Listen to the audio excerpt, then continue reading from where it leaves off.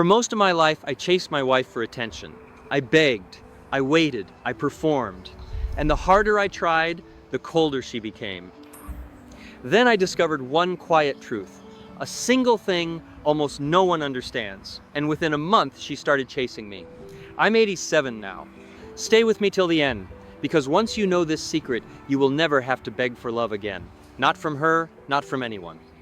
But before I give you the secret, you have to understand something. Because if you don't, you'll do what I did for 30 years. You'll keep making it worse while thinking you're making it better. Chasing doesn't feel like a mistake. It feels like love. It feels like trying. It feels like being a good husband, a good wife, a good partner. That's exactly why it's so dangerous. The very thing you do to pull them closer is the thing pushing them away. I learned that the hard way. And it started with something so small, I never even saw it coming. In the early years, whenever my wife went quiet, I panicked. I'd ask her, "Are you okay? Are we okay? Did I do something?" over and over. If she didn't answer a question, I'd ask it twice. If she seemed distant at dinner, I'd talk more, joke more, try harder to fill the silence. I thought I was showing her I cared. But here's what I didn't understand. Every time I chased, I was sending her a silent message. I'm afraid of losing you. And fear is not attractive. Fear pushes people back. The more I reached for her, the more she stepped away. Not because she was cruel, but because something in her felt smothered. Imagine someone holding sand. The tighter you squeeze your fist, the faster it slips through your fingers. That was me. 30 years of squeezing. But the chasing itself wasn't even the real problem. The real problem was something I was telling myself every single morning. A lie so quiet, I didn't even know I believed it. Let me show you what it was. The lie was this: if I just love her harder, she'll love me back the same way. Sounds beautiful, doesn't it? It almost sounds noble. But that one sentence nearly destroyed my marriage. Because to love her harder, I started giving myself away. I stopped seeing my own friends. I dropped my own hobbies. I canceled the things I enjoyed, so I'd always be available for her. I made her the center of my entire world. And here's the cruel part. The more I disappeared into her, the less there was of me to love. I became a shadow that followed her around the house, waiting for a smile. Who feels drawn to a shadow? I was so busy chasing her attention that I abandoned the one person I should never have left behind, myself. I didn't see it then. But there was one word that finally broke this whole pattern. The day I understood that single word, everything in my marriage began to turn around. I'll tell you what it is right now. The word is fullness. Not distance, not games, not pretending you don't care, fullness. Let me explain, because this is the heart of everything. People are not drawn to need, they are drawn to life. They are drawn to a person who has a light of their own.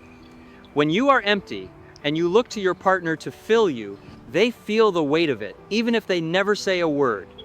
But when you are full, when your days have meaning, friends, purpose, peace, your attention becomes a gift, not a demand. So I made a decision.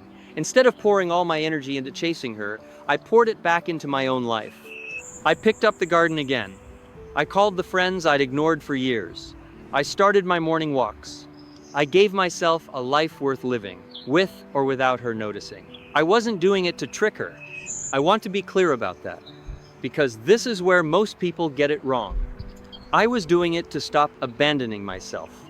And slowly something shifted in the air of our home. She noticed I wasn't hovering anymore. She noticed I seemed content. But fullness alone wasn't enough. There was a second thing I had to learn. And honestly, most people get this part completely backwards. Stay with me, because without it, the first part falls apart. Here it is. When she pulled away, I stopped chasing, but I did not punish her. No cold shoulder, no silent war, no making her feel guilty. That's just chasing wearing a different mask. Instead, I learned to stand still. When something bothered me, I said it once, calmly, clearly, like a grown man, and then I stopped repeating it. I didn't beg her to understand. I didn't explain myself 5 times. I said my truth and I let it sit. You have to understand how powerful this is. Desperation repels people. Calmness draws them in. When you can say what you feel without falling apart, without chasing a reaction, you show strength. And strength is magnetic. So when she was distant, I didn't fill the silence anymore. I let the space exist. I stayed warm, but steady. I went on with my full life. And that empty space I used to panic about, it started doing the work that all my begging never could. For the first time in 30 years, she had room to come toward me. And one quiet evening, something happened that I had waited my whole marriage for. It was an ordinary night. I was reading in my chair, calm, not waiting for anything from her. And she walked in, sat down beside me and said, "You seem different lately. I've missed you." I had been right there the whole time. Same house, same man. But for 30 years I had been chasing her and she had been running. The day I stopped running after her, she finally turned around and saw me. Why does this happen? Because people move toward wholeness, not toward need. When you're whole, you're not a burden to carry, you're a person to enjoy.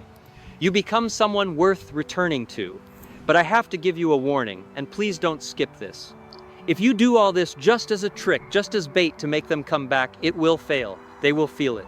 The fullness has to be real. You have to genuinely rebuild your own life. For you, the love coming back is a side effect, not the goal.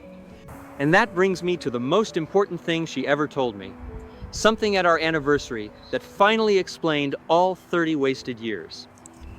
That year, on our anniversary, I finally asked her the question I'd been too afraid to ask my whole life. Why did you pull away from me all those years? She was quiet for a moment. Then she said something I will never forget. Because you needed me too much. When you needed me for everything, I felt like I could never breathe. And when you finally found yourself again, I finally missed you. There it was. The whole secret, in one sentence, from the woman I'd loved my entire life. Love does not move toward the one who chases. Love moves toward the one who stands whole. I had it backwards for 30 years. All that begging, all that performing, all that waiting by the phone, it never made her love me more. It only made me easier to take for granted. The moment I stopped chasing her attention and started building my own life, I didn't just win her back, I won myself back. And that, I promise you, is the real prize. So let me leave you with this, because I don't want you to waste the years I wasted.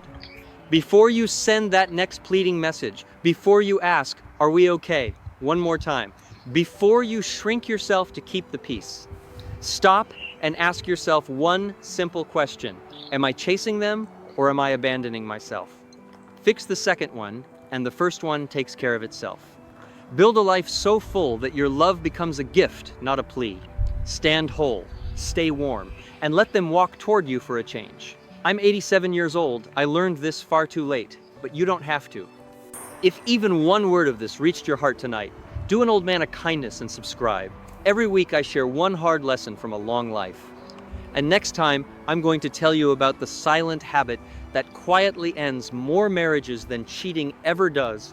Most people never see it coming, and it might be happening in your home right now. Take care of yourself. And never ever beg for a love that's already yours to earn by simply standing tall.